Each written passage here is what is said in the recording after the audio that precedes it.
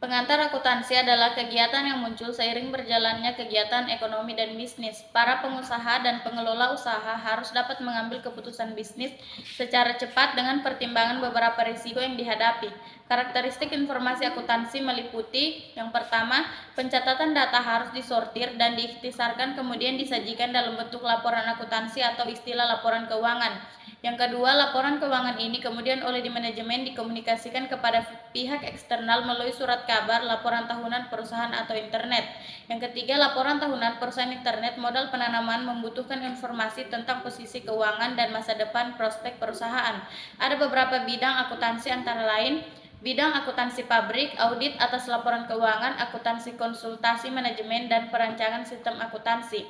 Bidang akuntansi manajemen, pengukuran kinerja, pengajaran, dan pengambilan keputusan.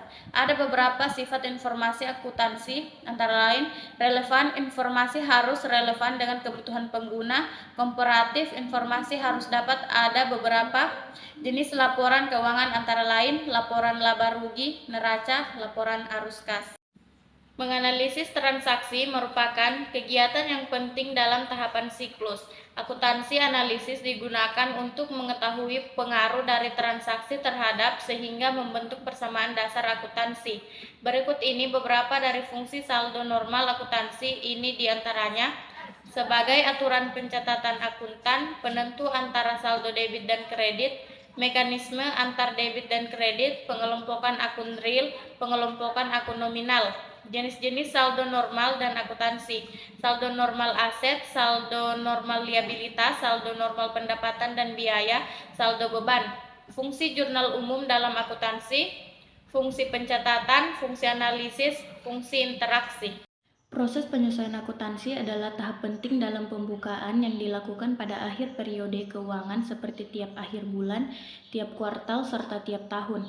Proses ini dilakukan untuk mencocokkan berbagai kesalahan input yang sebelumnya dilakukan ketika menyusun buku besar dan menyesuaikan beberapa akun seperti beban atau pendapatan yang belum diakui pada periode akuntansi tertentu.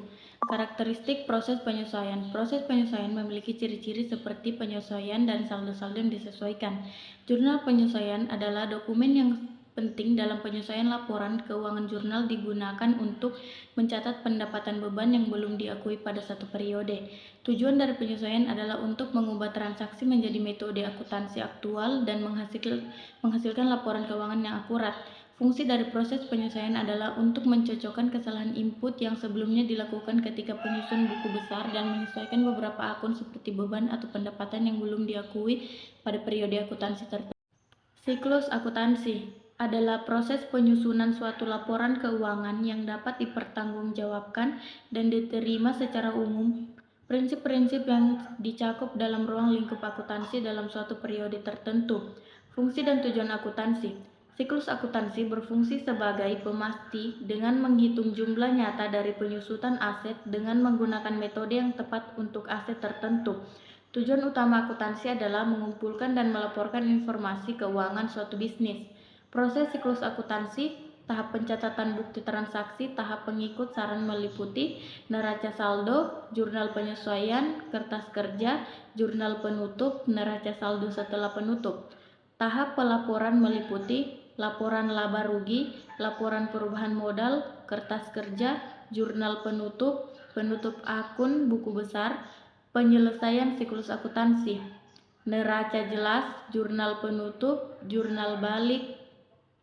Dalam siklus akuntansi terdiri dari beberapa proses, dimulai dengan adanya transaksi dan selanjutnya dilaporkan pada laporan keuangan. Akuntansi perusahaan dagang adalah perusahaan yang kegiatan usahanya membeli barang dagangan dengan tujuan untuk dijual kembali tanpa melalui pengolahan.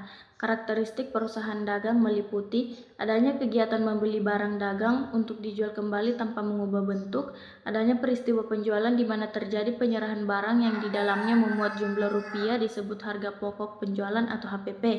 Yang ketiga, adanya keuntungan atau laba dari penjualan barang tersebut, yaitu dari penjualan bersih dikurangi dengan HPP dan biaya usaha. Yang keempat, pendapatan usaha perusahaan dagang berasal dari penjualan barang sehingga rekening penjualan digunakan sebagai ganti rekening pendapatan. Yang kelima, biaya dalam perusahaan dagang dibagi menjadi dua kelompok, yaitu biaya yang melekat pada barang dagangan yang dijual disebut biaya operasional, Harga pokok penjualan sendiri sebenarnya merupakan biaya operasi isinya. Siklus perusahaan akuntansi dagang terdiri dari 3 tahap, yaitu tahap pemotongan, tahap pengistisarah, dan tahap pelaporan. Seperti yang diketahui, kegiatan utama dari perusahaan ini biasanya berupa pembelian, pengelolaan, dan pemeliharaan stok. Pengeluaran biaya operasional dan penjualan produk tersebut. Dengan begitu, ciri khas dari perusahaan dagang yaitu tidak mengolah atau mengubah produk yang akan dijual kepada konsumen. Contoh perusahaan dagang skala besar yang kita jumpai di Indonesia adalah seperti ini. Retail atau supermarket besar seperti Transmart, Hero, Superindo, Indogrosir, Hypermart, departemen store seperti Matahari dan Ramayana, minimarket seperti Indomaret, Alfamart, Alfamidi, dan Laus. Istilah persediaan inventories digunakan untuk mengartikan A. Barang dagang yang disimpan untuk dijual dalam operasi normal perusahaan. B. Bahan yang terdapat dalam proses produksi atau yang disimpan untuk tujuan itu. C. Barang dagangan yang secara terus-menerus dibeli dan dijual, merupakan salah satu unsur yang paling aktif dalam operasi usaha untuk perusahaan dagang besar atau perusahaan eceran. Persediaan adalah meliputi semua barang yang dimiliki perusahaan pada saat tertentu, misalnya digunakan dalam proses produksi atau keuangan. Persediaan merupakan hal yang sangat penting karena baik laporan laba rugi maupun neraca di sebuah perusahaan dagang atau perusahaan industri, persediaan seringkali merupakan bagian yang terbesar dari keseluruhan aktivitas ancar yang dimiliki perusahaan. Jenis-jenis persediaan di beberapa perusahaan. Perusahaan jasa tidak punya persediaan. Perusahaan dagang persediaan berupa barang yang dibeli dengan tujuan untuk dijual kembali kepada pelanggan. Perusahaan manufaktur, bahan baku, raw material, barang dalam proses work in process, barang jadi finished good. Persediaan yang diperoleh perusahaan untuk dijual kembali tanpa mengalami proses produksi selanjutnya disebut persediaan barang dagang. Dari pendapat-pendapat di atas dapat disimpulkan bahwa persediaan adalah barang yang diperoleh perusahaan yang dimaksud untuk dijual kembali atau diolah lebih lanjut dalam rangka menjalankan kegiatan usaha normalnya. Persediaan dalam perusahaan pengelolaan akan terdiri dari atas persediaan bahan baku dan bahan pembantu, persediaan barang-barang dalam proses, dan persediaan barang